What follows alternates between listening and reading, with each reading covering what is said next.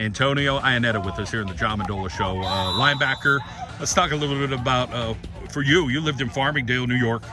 You came here to Wallenpaupack. How many years ago was that, and what has that transition been like for you? I came here, started sophomore year. Transition's been great. The kids, the community's great. Just love the woods, the lake, and everything. A little bit of adversity for you. It was right around that freshman year with your knee. Tell us a little bit about going through what you went through. I had a blood order called OCD, so it caused the blood flow to my knee to stop going.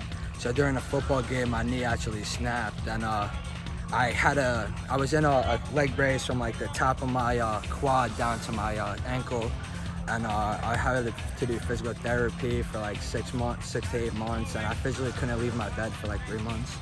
Any time during that, I'm sure there was thoughts of, man, am I ever going to be able to run again? Am I ever going to be able to play football again? You were a wrestler as well. So talk a little bit about not being able to wrestle, but still being able to play football. I'm sure you're pretty humble and grateful for that. Yeah, not wrestling's hard because everybody always told me I was a better wrestler than a football player. So to make the transition to fully play football was tough, and like I had to think hard and a lot about that. But coach says, hey, you're a heck of a linebacker. Talk a little bit about those linebacker skills and, you know, getting after running backs and making sure you're a leader on the defense.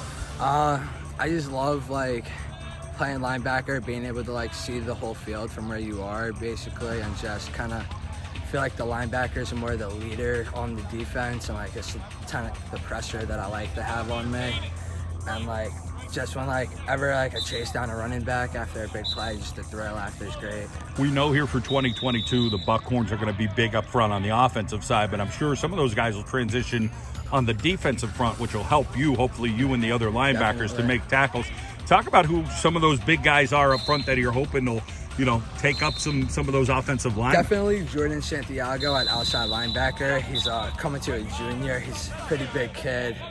Had played a big part last year as a sophomore. I started for us.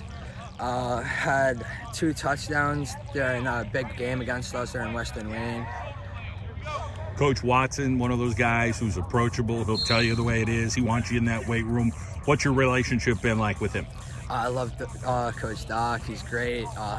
Helps me a lot with a lot of personal stuff at home, and the weight room always pushes you to be great and always wants to see you do the best for yourself in your future. Talk about leadership-wise. How do you lead by this team? Is it by example? You a rah-rah guy? I kind of, not gonna lie, if you ask around, I'm more of like the uptight, like kind of more of the like in-your-face type of leader.